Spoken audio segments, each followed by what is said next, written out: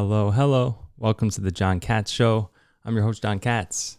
Happy Friday, everybody. Hope everybody had an amazing week and looking forward to a fun weekend or relaxing weekend. Lounging around a little bit. What can we go to the movies and stuff yet? What is there to do? I don't usually go to the movies that much, but I'm itching to go. Are there any theaters open? Where y'all at? What's open? I guess most stuff's open, limited. I don't think you can go to the movies yet. Anyway, like I said, hope everyone's having a great week. And I say it all the time, but I appreciate you guys so much. I'm just starting out here, and everyone that's listening, watching, downloading, saying nice things, social media comments, all that. Thank you, thank you, thank you. I really, truly, bottom of my heart, I appreciate it. Love you all so much. Thank you. And in that spirit, I wanted to do a little listener friend suggested topics show today. So the number one, I reached out on social media. I said hey, anybody got some stuff they want to talk about? And one topic came up from 3 different sources. So you got to talk about that because it seems to be on the top of people's minds, which is political polarization, right? Cole, shout out, on Facebook said, why people shouldn't lose friends over political views. That's the question. Seems to be happening. It's like a new phenomenon. I don't remember people ever losing friendships and getting in these arguments with friends and family over political stuff. I mean, they got in debates, especially around election season, but nobody was like, I'm not going to be friends with that guy anymore, right? So that's kind of a big thing. It's worth discussing. And then my man Joey, shout out to Joey, wrote this. And this is perfect. He says, I assume he's a Democrat, right? Because he says that he's been watching long-form interviews intentionally, trying to learn more about the establishment Republicans and specifically where they see the GOP heading. He says the topic that's been resonating with me is political polarization and how we must start to address the hatred, see one another as Americans first, partisans second. How can we diffuse toxic partisanship, which will lead to violence and become America again? Great question. Thank you, Joey. Excuse me. Then I had a combo offline with a good friend, won't say her name, and hers was a more specific issue, talking about the workplace. Workplace is a little different. When you're talking about your job, but her deal is her boss is very political, and most of the people she works with are very political, and they're left-leaning, and she's mostly left-leaning, but disagrees on some stuff and wants to know if she should get in there and offer an opinion. So we'll get into that too, because that's an extra little wrinkle. Workplace, coworkers versus friends and family and things like that.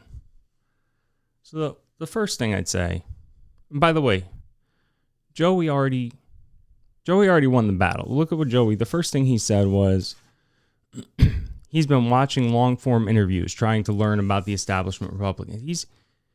He already won the. He's already trying to understand and learn, not just insert his opinions and be combative. I don't listen to much anymore political shows or watch political shows. I used to a decent amount, but I basically never would listen to. Sometime, but I almost never listen to people I agree with. I'd rather hear people I disagree with. You learn a whole lot more. Who wants to hear just an echo chamber of the same things they think all the time? Right? I mean, you can get into some nuance and stuff with people that you agree with, but you learn a lot more of people you disagree with, especially if you come in with that stance like Joey of, hey, I want to learn. I want to understand what's motivating you guys. So that applies here hugely, right? It applies across the board. And my question would be, why do we do this with politics, but not other things, right? I mean, if you're friends with someone, you're friends for a reason, right? And you don't stop being friends with them, because they like different music or different movies or different food or even important things like religion and so forth. You wouldn't just stop talking to a good friend because they have different interests in you, different beliefs. Most people don't. It'd be weird. So why do we do it with politics? Why is it different? Or is it just different now? I think a lot of it is different now. I think you have 2 things going on. One, just the polarization, right? That alone. It's the election season. People are obviously in a very raw state. 2020's been wild, like we keep talking about. And I think people have kind of just had their fill and they're just kind of like ready to But it's the amplification. We always talk about that. The media, the social media, it's that 24/7 working people up into a frenzy. And to be honest, a lot of these people, these stories I hear where people go, oh, I can't be friends with that guy anymore. I can't talk to that guy anymore. It's not even the personal conversations that they're having with each other that's sparking that. It's seeing their friends' posts on social media and things like that. They'll see, somebody posted a Facebook article or wrote a whole long thing and they'll go, oh, man, that guy, he thinks what they like. I can't be friends with him. It's weird. If you're friends with somebody, you're friends with them for a reason. And I'm guessing that reason's not politics, right? You enjoy hanging out with that person, just shooting the shit, making funny jokes, or you have common interests and hobbies and values. And, there's a million reasons to be friends with somebody. Unless you met at a rally or something like that, I'm guessing it wasn't politics. So remember why you're friends with these people in the first place. Not because of something they're posting on Facebook. And if you're going to post on Facebook and social media, there's not a lot of nuance and context when you're posting memes of people with steam coming out of their ears and, Hitler uniforms on and stuff like that. That's just a combative stance. Nobody's gaining anything from meanness and cruelty and making fun of people. I mean, there's certainly time to be funny and make fun of stuff, but if you're hoping to have an open dialogue and maintain a friendship with someone, don't be a combative asshole all the time, right? Again, the theme of this show is always logic over emotion. People get very worked up. They're watching this stuff all day and they get all heated and then they go, who am I going to take it out on? Oh, my friend Tony over there, that guy believes what they believe. I'm going to go yell at him and start an argument with him or whatever. You're not trying to learn anything. You're not trying to have a conversation. You're trying to be argumentative. You can't have a productive conversation with an emotional person. Again, apply that to everything, right? And by the way, if you do have, everyone's got emotional friends or emotional family members or certain things that make them super agitated or angry or enraged or whatever, don't talk to them about it. What do you have to go around and talk to everybody? Start a podcast like me. Talk to yourself, and then people that want to hear it can hear it. But no, seriously, don't discuss it with people if they're going to get upset. And if you like that person and you've known that person your whole life and you have a million other things in common, just talk to people that want to talk about it and have the people that want to have nuanced, productive conversations or that want to hear the opinion. If someone's just going to get upset, you're not gaining anything. Again, you're just being argumentative. You're just being combative. I'm going to steal something from Adam. You guys know Adam Carolla. He always did this thing. He still, I think, talks about it. It's the term yes and, meaning, and by the way, he learned this from Groundlings, I believe, which is like an improv acting course that he took when he was starting out in comedy and stuff. Adam Carolla is a podcaster, comedian, does a million shows and stuff. But yes and. So you can have a conversation with somebody and say that just like they do in improv, and it keeps the dialogue going. You're not just shitting on their point. What you're doing is you're acknowledging their point, and then you can still contextually disagree, enhance it, and say whatever you want to say. So someone says something to you politically or about anything, and you disagree, rather than just jump in waiting for your turn to talk, you can be like, oh, yes, and also, ba ba ba ba ba. And they're going to go, oh, he just acknowledged my point, and now I'm listening to what he's saying. And you can get productive combos. Not that you're going to change people's mind, but at least, sometimes you might, but at least you're not going to get all angry at each other. And don't, stay away from the personal insults. Let's stop assigning qualities to people that we know based on how they vote. It's kind of silly, right? Like, let's say you think a certain candidate's a racist, and you know a friend that's voting in that direction. Now, you've known this guy your whole life. Is he racist? Your friend, right? Has he ever said or done anything racist or anything? No. Well, maybe he has. But in my scenario, he hasn't, right? So now you're going to go, oh, he's a racist because he's voting for this guy or whatever? That's ridiculous. Remember, you're friends for a reason. You know this person personally. If anything, you'd want to be like, hey, I know this guy. He's a good dude. I'd love to understand why he feels that way. You know, what motivates him to want to vote that way. Even if you're not going to vote that way, at least you'll learn something. And just take a nice, normal, non-aggressive, inquisitive. If people pick up on authenticity, even subconsciously. So, you know, if you're legitimately curious in hearing someone's point of view, they're going to pick up on that and they're going to be more open to your point of view. This is just, you know, basic human behavior. Just be nice and don't hurl insults and don't yell and get emotional and all that kind of stuff. Excuse me. The workplace is a little trickier. Talking to the other friend, I won't say her name.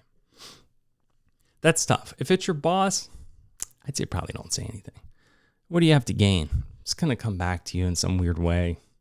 We're just going to irk them. Especially the risk far outweighs the reward there, right? Now, if you have, you know, couple good coworkers, people that work with you. I have a perfect example of this myself. Shout out, Mike. Where you can have, you know, good debates without people getting angry and hating each other and stuff. Go for it. But if your boss is constantly on about some stuff he believes and you just, you know, you don't agree with it, unless you're really close or something. He's not your friend or family. That's your boss. I'd probably leave that one alone in 90% of cases. Unless the guy's just like a total open goofball. You know what I mean? But if there's even a tiny inkling that he's going to be bothered or she's going to be bothered, I'd stay away from that. But yes, overall, look, if it comes to a friend, if it comes to family, if it comes to whoever, just be respectful. Don't be aggressive, right? Show a genuine curiosity. And then especially, like I said, if you're friends with somebody, you are friends for a reason. And it's not from politics. And if you're not friends because of politics, then politics should not be a disqualifier either. And again, if it really pisses somebody off, stay away from it. All that said, if you're really nice and non-aggressive and you're not posting hateful things, but someone's like, I can't be friends with you because you're voting for so-and-so, fuck that guy. No, seriously, you don't need a friend like that. If you're legitimately a nice person and you're not insulting anyone or anything, and they literally just know that you lean one way or the other, and that for them disqualifies you as their friend, that's disqualifying to be my friend. And not because of how they are politically. That just says something about their character. I don't want a friend like that. By the way, I don't have anyone that I know like that. Maybe, I don't know. But I wouldn't want that person in my life. That's just my own personal take. So, look, we can have debates, we can have conversations, we can have, you know, you can even have a heated debate with a close friend or a family member. As long as it's not about you. It's the personal stuff. When people feel personally offended, that's when they want to stop being friends with somebody. Or if they feel embarrassed or slighted, you know, those are the kind of emotions where you're like, this person's belittling me. You know, don't belittle people. Don't condescend. That's what people, in my experience, get most offended by. So that's my 2 cents. Love to hear some responses on that and what other people think and other experiences of people who maybe have lost some close friends or are at odds with a family member right now over political reasons. Love to hear from you guys. At John Katz Show everywhere you look. Twitter, YouTube, Facebook, I don't know. Hit me up somewhere. Okay. The other topic that came up from, I'd say one, almost said a fan, like I have fans. A listener, friend from high school. Shout out Sarah. Not my sister, someone else. I was talking about doing this anyway. She said health and wellness. Health and wellness. I've got a whole smorgasbord of shit here on my desk because I was going to go over all this weird stuff I take, and I'm just going to try to run through it fast. I don't want to bore you guys to death. But it's good stuff. All of it's good. And honestly, I'm not promoting anything. Any of these guys want to give me a sponsorship, hit me up at John Gacho. Okay. First and foremost, I recommend this to everybody. Look, most people don't eat enough greens. I certainly don't eat enough greens. I started having green smoothies almost every day a while back.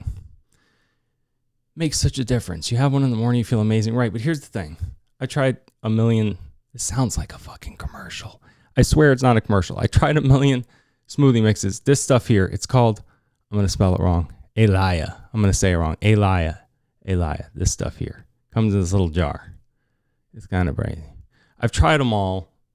This stuff tastes better than all of them. It's mixed berry flavor. But this has every green you'd ever want, right? I've recommended this to my mom, everybody. I got a million people drinking this stuff already. But you got alfalfa leaf, barley grass, organic oat grass. All this stuff's organic.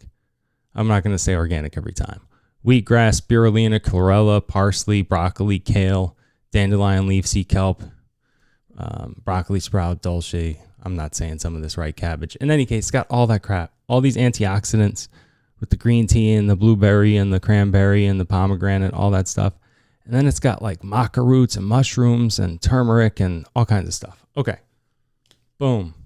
Make one of these like once a day, every couple days. You can put, I don't have any of this stuff, but if you're going to use yogurt, use, there's a stuff called Cocoyo. My little sister turned me on to this. Thanks, Lauren. Only place I can find it is Whole Foods. It's a coconut-based yogurt, but they inject a gazillion probiotics into this thing. So it's like a legitimate non-dairy, not even like derived from dairy, literally all coconut yogurt with probiotics. And the dairy stuff, I started having dairy every day for a while with these smoothies, like regular yogurt. It'll raise your cholesterol and stuff. It's not good to have that much dairy. So you can get your hands on some of that Cocoyo. And then I use like almond milk. I'll get to some of these vitamins and stuff because some are in liquid form. I put them in there too, but some almond milk in there. I should have put these in front of me, but I also add like hemp seeds. Hemp seeds are really amazing for you. It's a great source of protein. They've got all the healthy fats and acids and things like that. So I put hemp seeds in there. I put granola in there, which is really good. And then any kind of fruits and stuff, they have like the little pre-made fruit pouches, and those are really good. You just squirt those in there. But as long as you're getting the greens, get some ice, some liquid in there. Okay, y'all know how to make a smoothie. I don't know why I'm giving instructions.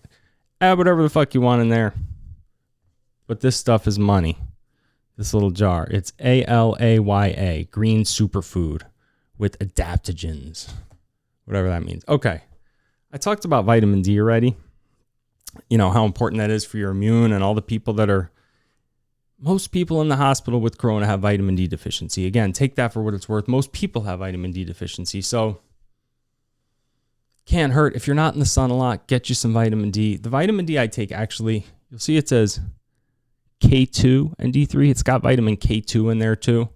K2 you'll often see with the D because it actually helps the D do its job. So the K itself is like good for your heart and blood clotting and stuff like that, but it helps the D metabolize calcium, and it's good for your teeth and bones and all that kind of stuff. Okay, we'll get through the vitamins real quick. Y'all know these vitamins, right? Get you some vitamin A. Vitamin A is good for you. This Now brand is good. I got a few things from this Now brand, NOW. Pretty good. Vitamin A. Immune, reproduction, heart, lungs, all that kind of stuff. Kidneys, all your organs. A is good for all your organ function. Okay. B complex. B is a big one. I actually do the liquid of this. This is Mary Ruth's little red bottle. Put this in the tea, I'll get to the tea. Put this in some tea, put it in a smoothie. It's good. It's like cherry flavored. The B first of all, you want to do B complex. There's so many Bs. So you want to get the complex, make sure you're getting all the Bs. B does everything. I mean, the thing you'll notice from it when you take it is the energy levels, but you're talking cells, eyesight, brain, digestion, appetite, nerve function, hormones, cholesterol, cardiovascular health.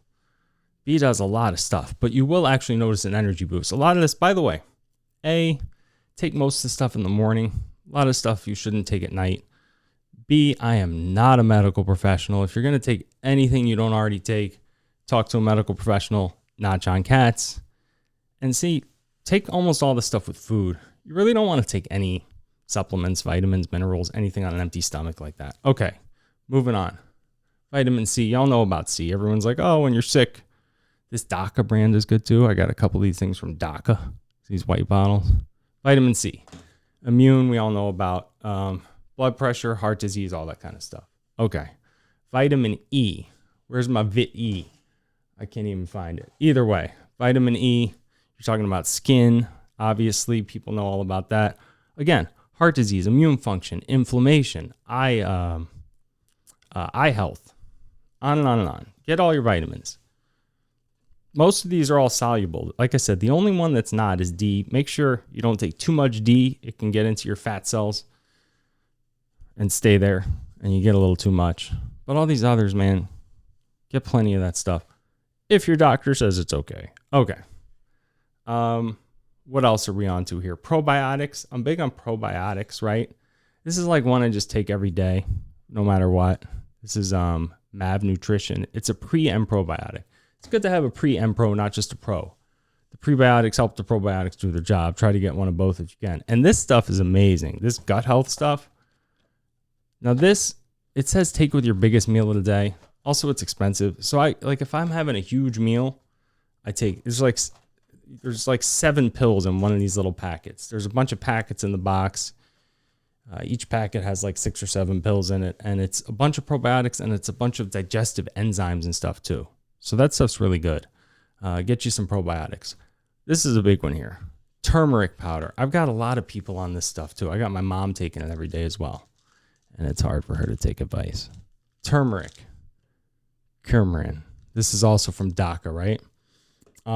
That's something they use in Indian cooking. Indians consume a ton of turmeric powder. They cook with a lot. So if you're Indian, let me know if I'm wrong. My understanding is they cook with this stuff like in almost every meal, almost every day. And it's super duper healthy for you. I don't like the way it tastes. I got a bag of the good powder, supposed to be the good tasting one. I tried it in a smoothie. I tried it in coffee. I cooked something with it. It's not really my deal, but you can get these pills. They're capsules. These capsules of this turmeric, Turmeric, they got the powder in them. So you're getting the raw powder. You're just not tasting it.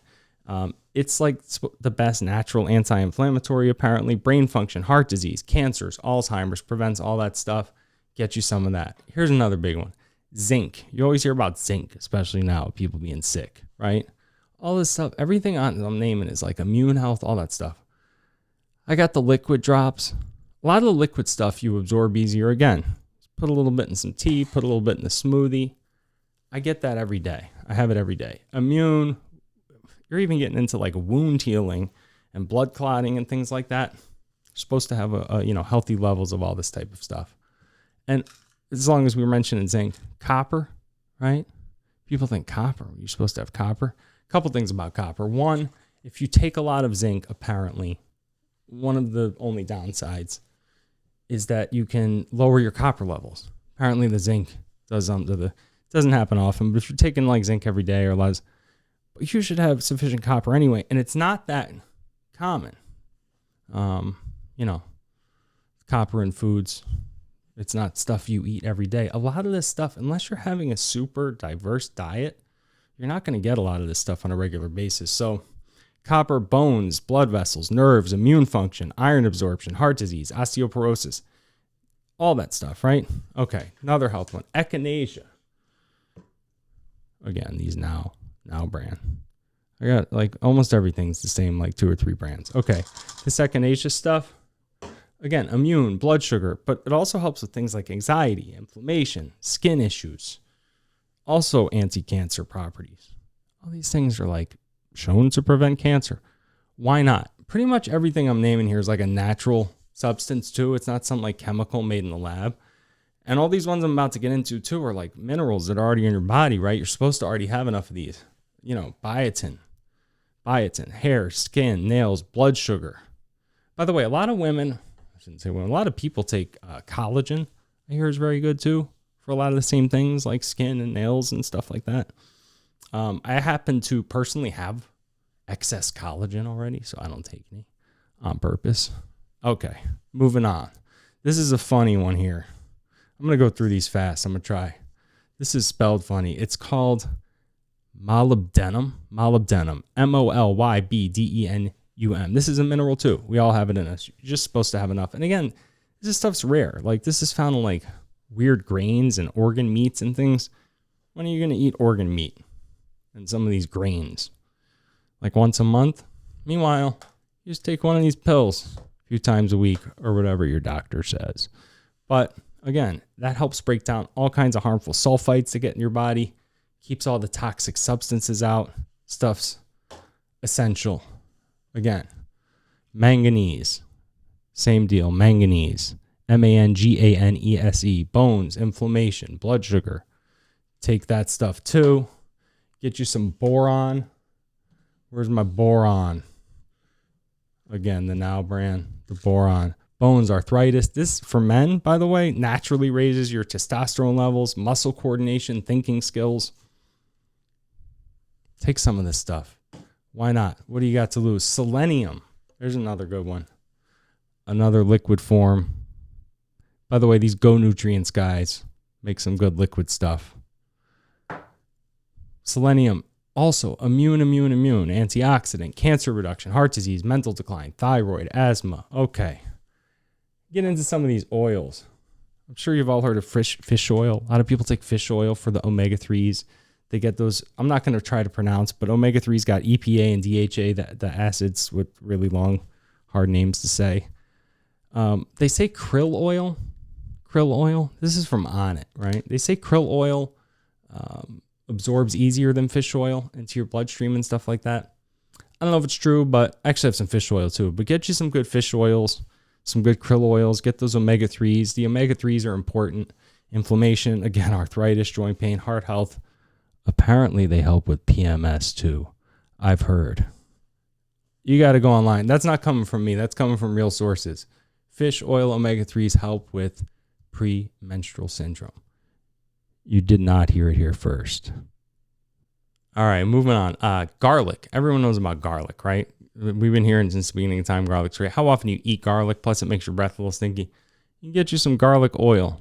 Just some little pills. You could take these every day. I take a couple a day. Again, I'm not telling you what to take. I take a couple a day. Blood pressure, cholesterol, heart disease, immune. You're talking about helping with stuff like dementia, Alzheimer's, and even they're saying now longevity. Garlic makes you live longer. Get your garlic, guys. Get your garlic pills. All right. Grapeseed oil. This is like another skin one. It's supposed to make your skin real elastic and soft, but it also helps other vitamins do their job. Vitamins E and C do a better job if you've got some good grapeseed. And again, how often are you going to get some condensed, some concentrated grapeseed oil? I don't even know if you ate a whole bunch of grapes if you're getting that oil in you in the same concentrated levels. Along those same lines, get you some black seed oil, okay? Black seed oil, blood pressure, inflammation, diabetes, asthma, coughs, headaches. They say black seed oil even helps treat the flu. All this stuff's really amazing for you. Magnesium. Again, most people have a shortage of magnesium. The best benefit I find from this, in addition to all the stuff, again, muscle, bone, nerve, all that type of stuff, this stuff helps you sleep, man. You got magnesium in your system, and I'm going to get to the sleep thing in a minute because sleep seems to be an issue for people. I'm going to tell y'all how I sleep like a baby every night. And it ain't that hard, and it's all natural, okay? Next, I've got my teas. We'll get into this. This is actually related to the sleeping. Okay. I mix 2 teas together every night. I've been drinking chamomile tea every night for years. This Twining stuff, it comes in a blue box. Chamomile tea kind of tastes like dookie. No, I shouldn't say that. It kind of tastes like nothing. But this Twinings one, Twinings, I don't know how you say it. It's in a blue box. Twinings. It tastes better than most. But I mix it with this lemon ginger tea, which I actually prefer a different brand, the Bigelow. Okay. Chamomile is like such a natural, nice sedative. If y'all don't drink, it's not even a tea. Neither one of these is actually a tea. Neither the chamomile or the lemon ginger. They just call them tea. Chamomile is just a flower. But it's such a natural sedative, and you don't feel, like you're drugged or anything like that. I mean, people take an Ambien and things like that. I will tell you this, and before I say that, this is probably my favorite of all. CBD oil. You hear about CBD every day, right? By the way, this I can't recommend enough. The Penguin brand CBD oil is cash. I got this mint flavor right here. The strawberry is delicious. It comes in a bunch of different strengths, but it's broad spectrum. It's like the highest rated one as far as quality of ingredients and all that kind of stuff. So if you can't sleep and you have magnesium in your system and you have some chamomile at night and put a drop of CBD under your tongue, first of all, you won't feel one bit high, one bit altered, anything like that. Maybe like the first day or two with CBD, you feel like maybe a little dizziness or something, but not even. And I guarantee if you have chamomile, CBD, and magnesium, you're going to sleep like a freaking baby and not feel any weird effects. And it's all natural stuff working in your system. The chamomile alone, also immunity, helps with colds, helps with period pain, stress, all that kind of stuff. And lemon ginger tea, to me, tastes good. I don't know. Some people don't like the taste of ginger. Lemon is great for you anyway. Obviously, the vitamin C, but it helps with your skin. It helps with digestion. And ginger is a huge stress reliever, antioxidant, and helps with things like blood pressure, heart disease, even lung disease. And if you really want to go nuts, there's this stuff called Manuka honey, right? Manuka. This is like medical grade honey from New Zealand, and they have all these different ratings, like the UMF ratings and MGO ratings. This stuff's great. I don't drink that every day. It's expensive, but also, it's kind of hardcore. I put it in tea, right? This stuff heals wounds and sore throats and all kinds of illnesses. It acne, digestion issues, prevents ulcers. It's like literally medical grade honey.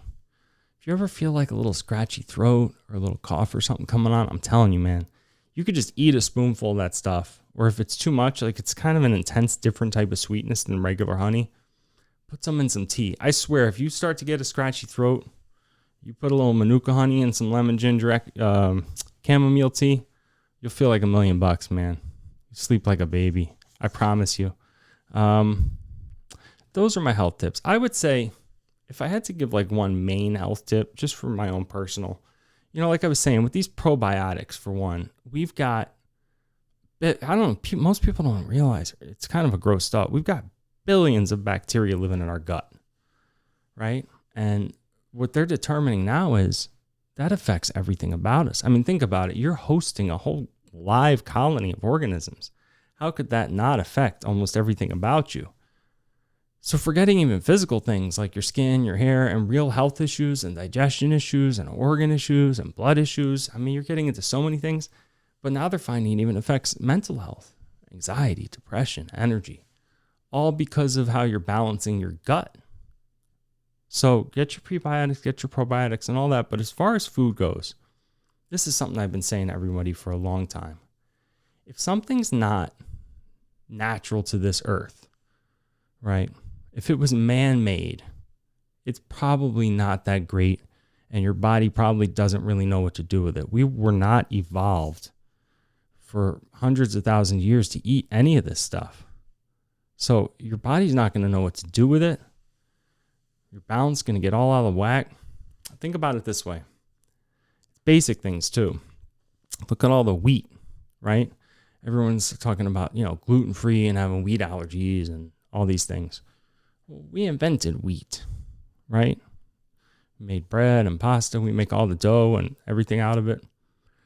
But we invented that shit. So we're not evolved to process. Look at corn. Corn's like the biggest culprit, man. And you think, well, I don't eat that much corn. There's finally some backlash on this, but I'm talking corn syrup. You can get finally, like, you can get the throwbacks, Pepsis and the Mexican Cokes are in the supermarket now with the real cane sugar. But somewhere around like the 90s, they just replaced every sugary drink with corn syrup.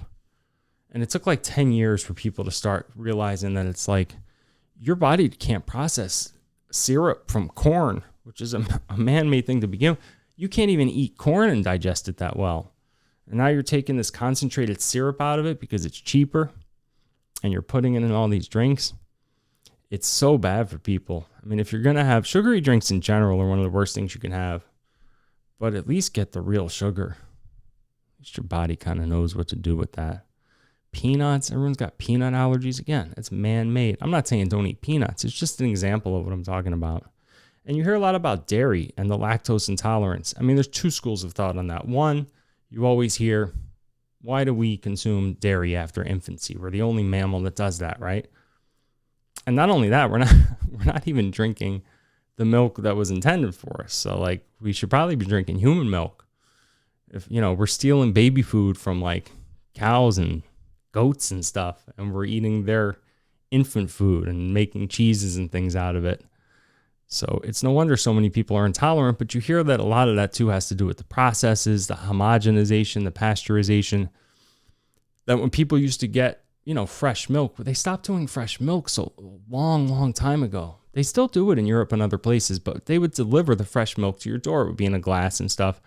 The issue was it was only good for, a few days or whatever it was. And there was other issues with it, being tainted and things like that. But aside from that, it was apparently much more tolerable to our system and all these processes. So that would be the main thing. Eat stuff that we're intended to eat, natural. If you literally ate nothing but meat and fruit and vegetables, how unhealthy could you be? There are all these crazy diets come out and do this and count that and read this. And like literally eat meat, fruit, and veggies. It's like the least complicated diet in the world. And it's obviously not about losing weight or anything like that as far as me, but it'll help that too. In any case, Healthy John in the building, giving out health tips. Anyone that knows me is probably laughing their ass off. Like, you are the least healthy person. I'm telling you, that's why I take all this stuff. I'm trying to counterbalance this lifestyle I've led for so long. But speaking of, we could all certainly use a little bit more exercise. That's an obvious one. All right, I'm going to wind it down. I keep saying that I'm going to do interviews, so I'm going to stop saying it, although I'm kind of saying it now by not saying it. But I really am in talks and lining up some legit guests, and I want this to be more of a conversational interview type format show so that I'm not just ranting at you here like a psychotic, showing you all the freaking vitamins that I take. So in any case, I hope you all have an amazing, amazing weekend. I love you all so much. Thank you for watching and subbing and everything. It's so much appreciated. And I will see you guys probably next one coming out Monday morning. Enjoy the weekend.